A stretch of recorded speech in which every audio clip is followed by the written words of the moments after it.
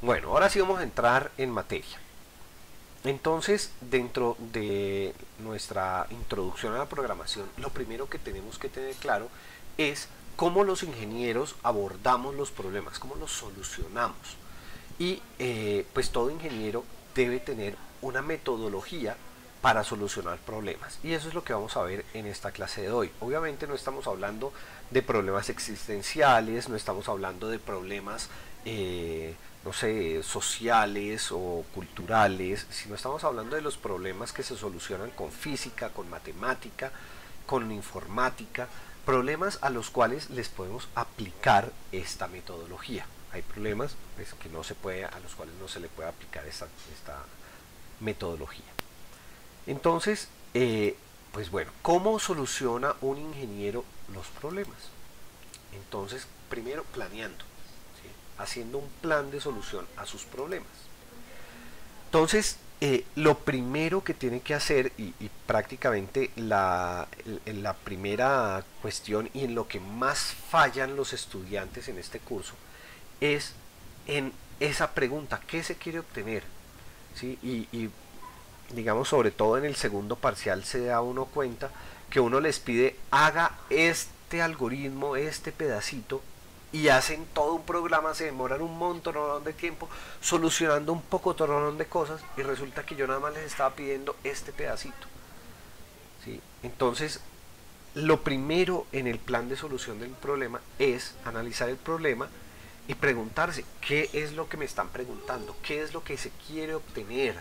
¿Sí? Y muchas veces hay problemas que uno tiene con los mismos clientes que ni siquiera saben qué es lo que ellos quieren.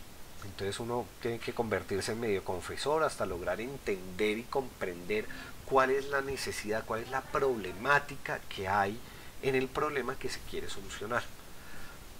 Entonces, siempre el primer paso es entender el problema, es saber qué es lo que se quiere obtener, cuál es la solución que se está buscando. Una vez yo ya tengo eso, entonces comienzo a analizar cuáles son los actores que intervienen en el problema. ¿A qué me refiero con actores?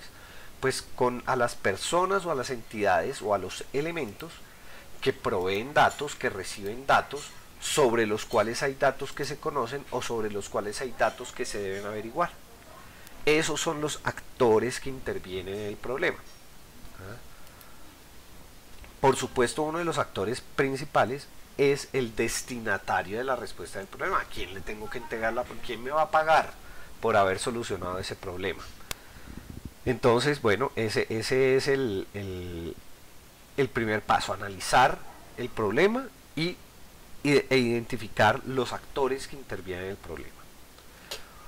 Una vez tengo eso, entonces voy a analizar los datos y tengo que, al revisar los datos, identificar cuáles son los datos relevantes, o sea, los elementos claves conocidos que eventualmente se convertirán en variables con un valor dado, y los datos que no son relevantes. Uy, perdón. Bueno, entonces los datos relevantes que se conocen y que sirven para algo, y los datos no relevantes que a pesar de que los conozco no sirven para nada. Y eso es súper importante porque a veces uno en un problema encuentra una cantidad de datos que realmente no tienen injerencia o participación o efecto en la solución. Entonces, identificar cuáles son los datos relevantes y cuáles son los que no son relevantes, identificar la fuente de información y pues identificar qué tan confiable es. ¿Sí? Ya con los números arábigos se dieron cuenta ustedes pues de que hay veces que uno tiene unas fuentes de información muy convincentes pero que son falsas. Entonces hay que mirar la fuente de información y no caer en la falacia no, ad hominem, que es que porque el interlocutor, la persona que me está brindando la información es una persona inválida, significa que la información que me está dando no es válida. No, si un drogadicta te dice no metas droga porque eso es malo para tu salud, pues tú no puedes decir es que él no tiene autoridad moral. No, el mensaje es bueno, a pesar de que la persona no tiene autoridad moral. Pues la autoridad moral es un concepto que es pues, ridículo, ¿sí? O sea, el mensaje o es válido o no es válido, ¿sí? Entonces yo tengo que mirar la fuente de información. En los ejercicios que vamos a trabajar acá, pues la fuente de información es el profesor, entonces ustedes me tienen que creer, o si no, pues ustedes ya saben que se rajan. Entonces, bueno, listo, esa es la fuente de información. Entonces analizar la fuente de información, de dónde viene la información. Las condiciones, es decir, las relaciones que tienen los datos. ¿Qué relación hay entre los datos? ¿Sí? O las restricciones que hay entre los datos. ¿Qué debe cumplir un dato para ser un dato válido? Entonces ahí ya tengo un poco de información sobre los datos del problema. Con esos datos yo hago una relación entre los datos y una representación gráfica. Con los datos, entonces yo comienzo a relacionar qué dato tiene relación con otro dato, hago una representación gráfica que me ayuda a comprender el problema. Entonces, devolvámonos.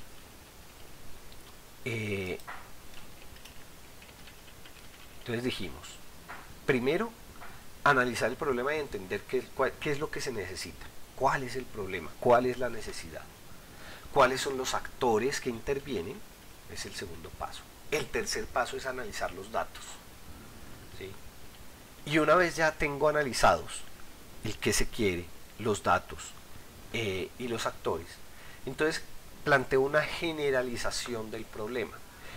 Prácticamente reescribir el enunciado, ¿sí? Volverlo a escribir de una forma que se comprenda, que se entienda. Me deshago de toda la información que no es relevante y lo estructuro en una forma lógica, ¿sí? Reescribo ese enunciado. ¿Para qué? Pues para que sea fácil de analizar. Una vez ya tengo la generalización, que es la reescritura del enunciado, paso al diseño de la solución. ¿Cómo se diseña una solución?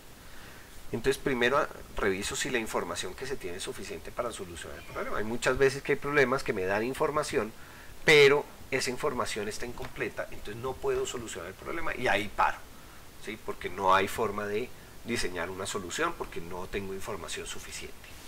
O pido más información, ¿sí? También si no hay información suficiente, pues entonces le pido más información a mis fuentes para poder solucionar ese problema.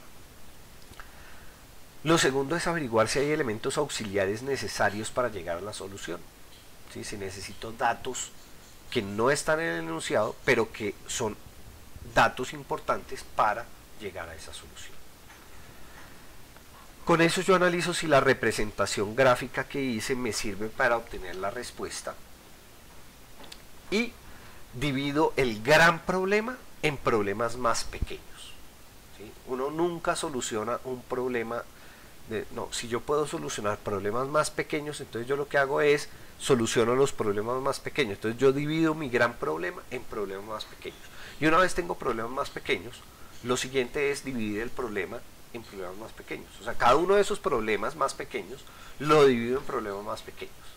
Y una vez lo he dividido en problemas más pequeños, pues divido el problema en problemas más pequeños. Y no sé si les dije que hay que dividir cada uno de esos problemas más pequeños en problemas más pequeños, hasta tener una cosa que se llaman problemas atómicos, problemas que son muy sencillos de solucionar. Y cuando ya tengo esos problemas muy sencillos de solucionar, los organizo organizo la solución de cada uno de esos pequeños problemas atómicos en una secuencia de pasos, ¿sí? Listo, para solucionar esto, primero haga esto, después haga esto, después haga esto, después haga esto, un algoritmo, ¿sí? Y eso lo hago con cada uno de los pequeños problemas.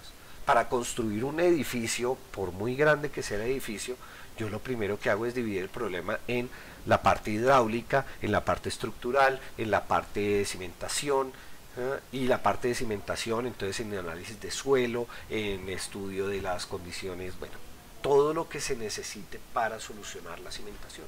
Y cada cosa de la cimentación entonces la vuelvo problemas más pequeños y más pequeños hasta que tenga problemas que sean atómicos, que pues no se puedan dividir. Y cuando no puedo dividir un problema, entonces ahí sí hago el algoritmo para solucionar ese problema atómico.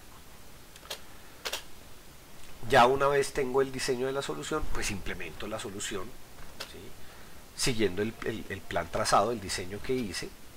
Si necesito ajustar, pues ajusto esa implementación, ¿sí? Porque muchas veces pues yo estoy trabajando y me doy cuenta durante el trabajo que el plan no me funciona. Bueno, es que los planes deben ser flexibles y yo debo poderlos cambiar. ¿Sí? Nunca nada en ingeniería es palabra de Dios, todo puede cambiar en cualquier momento. Y si el plan no me funciona, entro a hacer ajustes. ¿Y qué pasa si yo me atoro y definitivamente le doy y le doy y estoy siguiendo el plan y la cuestión no funciona? Pues vuelve a comenzar desde la implementación, o sea, borre y vuelva a comenzar. ¿Sí? Y si definitivamente ni siquiera así, pues vuelva a comenzar el análisis. De pronto es que desde el principio, desde entender el problema, no estamos trabajando bien. Entonces hay que volver a comenzar el análisis desde el principio. Bueno, entonces el plan lo vamos a repasar. Entonces el plan: primero, entender el problema. Segundo, determinar cuáles son los actores del problema. Tercero, revisar los datos del problema, analizar los datos. Cuarto, hacer una generalización, reescribir el enunciado de una forma entendible. Quinto, diseñar la solución. Una vez diseño la solución, comienzo con la implementación. Y ahí al final ya tengo la solución finalizada. Entonces, ¿para qué? Para aplicar esta metodología, pues vamos a comenzar a ver problemas. Y todo el semestre vamos a seguir viendo problemas. Esta es la metodología que vamos a empezar hoy y vamos a seguir hasta final de semestre.